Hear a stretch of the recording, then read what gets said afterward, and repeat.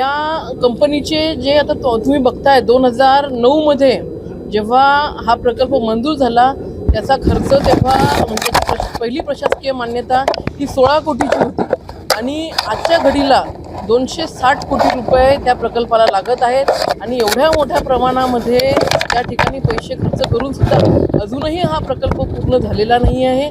जेव्हा आमची लक्षवेधी लागली त्यावेळेला याचं काम प्रगतीपथावरती चालू झालेलं आहे। बरेचसे जे बिलं आहेत हे काम न करता त्या ठिकाणी काढून घेतलेले आहेत। प्रचंड त्याच्यामध्ये अनियमितता आहे आणि काहीतरी अनियमितता आहे म्हणूनच आज मंत्री महोदयांनी याच्यावरती SIT नेमलेली आहे।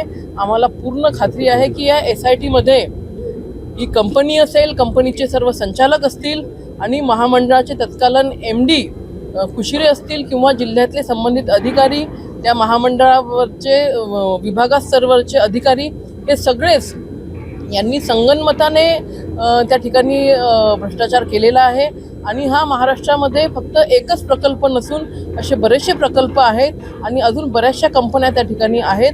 जसं जसं चौकशीचे रिपोर्ट्स पुढे येतील तसे तसे येणाऱ्या काळामध्ये भविष्यामध्ये त्याच्यातलं तथ्य समोर येईल। कोण कोण याच्यामध्ये अजून बाकी कंपन्या आहेत, कोणाचा राजकीय दबाव त्या कंपन्यांवरती आहे किंवा राजकीय दबाव महामंडळाच्या अधिकाऱ्यांवरती आहे हे चौकशी निश्चित त्या ठिकाणी कालांतराने येईल।